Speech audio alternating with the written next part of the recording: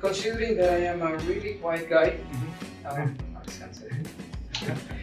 um, at the point that I am a little bit boring on the tours. I'm that kind of guy that I go to the stage and play the show, and then after the show I can eat something, take a beer, and then go to sleep. So it's really hard for me to be a motley crew. Yeah. And mostly because I don't like that kind of life. True. Yeah. But probably on a stage happens to me a couple of times, and it was really embarrassing to not remember lyrics or something. Probably the most embarrassing one was in a Rainbow show when it was on high expectation, obviously, and there was a lot of people because it was a big arena, and it was the specific moment where the people they were waiting for that song to start, and I just forgot the lyrics.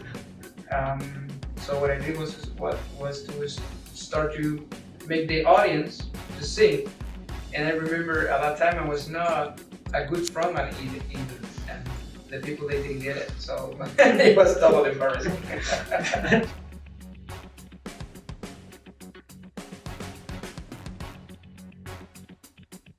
Yeah, I mean normally it's a lot of fun with the rock fans because they are so. I have lucky they have really hardcore fans. That those guys they chase to you on the hotel. They wait for you for days. After the show, they wait for you for hours and hours. It happens to me. Yeah, that was really. It was not embarrassing, but it was really funny.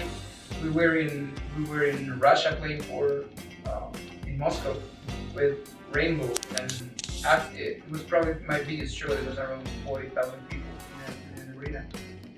And after the show, like 3 hours after, because after the show you go backstage, take a shower, and then you get dinner and that kind of thing. So you spend a couple of hours after the show in the venue. After the show, we went out with the band, and there was probably I don't know. I didn't realize at that moment, but probably 2,000 people waiting for us to take a picture. And I thought, I say, what happened? It was just stop the band. We opened the door. We just make some people happy, just take some pictures. It was in Moscow. It was really cold outside. So I stopped the band and I said to the guys, "It's okay for you. We just stop here. We make some people happy. We take some pictures, sign some pictures." They say, "Yeah, cool." I didn't realize there was too much people around, so we spent like 3 hours after that signing people because we didn't have anybody without a sign. And then the band they were blaming on me for 2 weeks. Wow. But we did. That's an interesting one.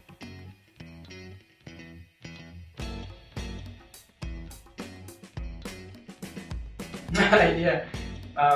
Yeah, it's actually related with the music. We were in Japan for the first time with my band, my first band.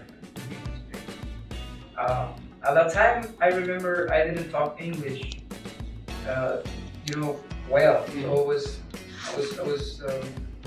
So we were trying to communicate with Japanese, which is even better. And we really, it was the first show for the band out of Spain.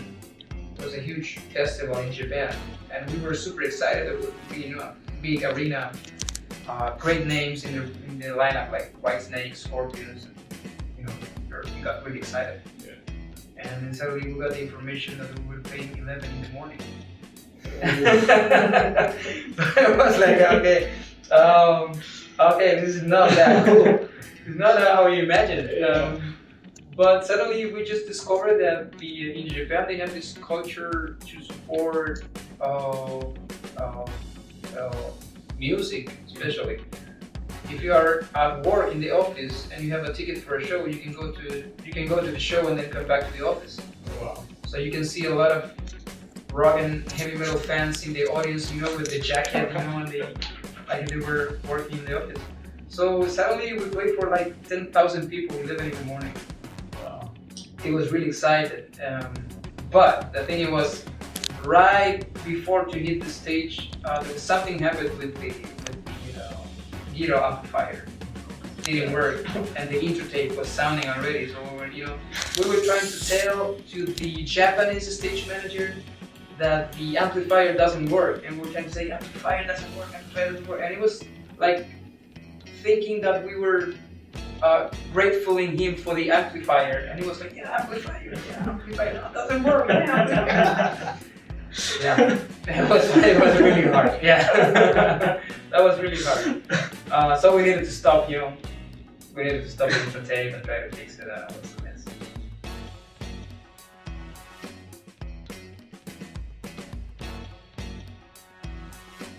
It happens very often because with the smartphone you were testing all the time people. And once I remember I was talking with my fiance by the phone, and then at the same time I was talking with a colleague from music. Oh. And I sent him a heart, like an emoji at the heart. He didn't saw it at the first time, but then the morning after he sent me like a question. What are you talking about? I love you too, but not in that way. That was a little bit embarrassing, but it happens very often.